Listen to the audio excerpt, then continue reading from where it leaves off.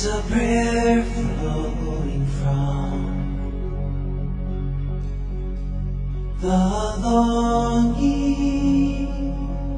for the healing to come. Someday,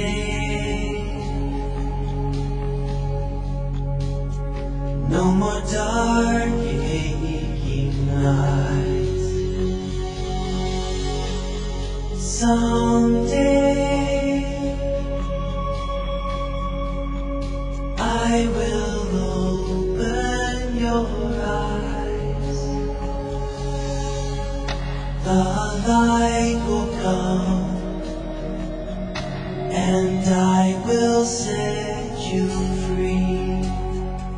耶和華，我嘅上帝啊，我已經投靠了你。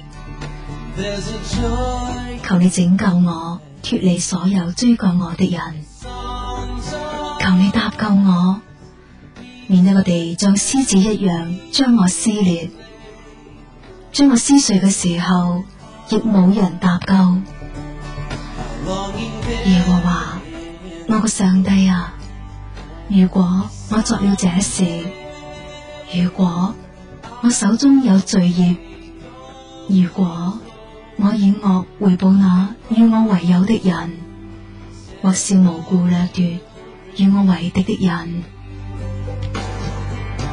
就任憑仇敵追趕我，直到追上，將我性命踐踏在地上，使我嘅光榮歸於塵土。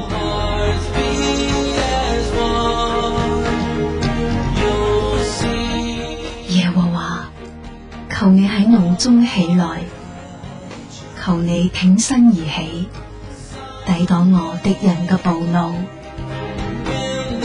求你為我興起，你已經出令施行審判，讓萬民聚集環繞你，願你歸回高處統管佢哋。願耶和華審判萬民。耶和華，求你按着我嘅公義，照着我心中正直判斷我。願惡人嘅罪行止息，願你使義人堅立。公義嘅上帝啊，你是察驗人心腸肺腑的。上帝係我個盾牌，佢拯救心裏正直的人。上帝係公義嘅審判者，佢係天天向惡人發怒嘅上帝。如果人不悔改，上帝必將佢刀磨快。上帝已經將弓拉開，準備妥當。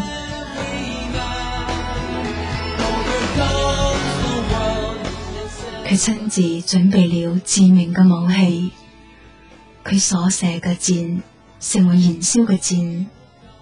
看啊，惡人為了罪孽經歷慘痛，佢懷嘅係惡毒，生下嘅係虛謊。佢劃過坑穴，劃得深深的，自己卻掉進所劃嘅陷阱裏。佢個惡毒必翻到自己頭上，佢個強暴必落在自己嘅頭頂上。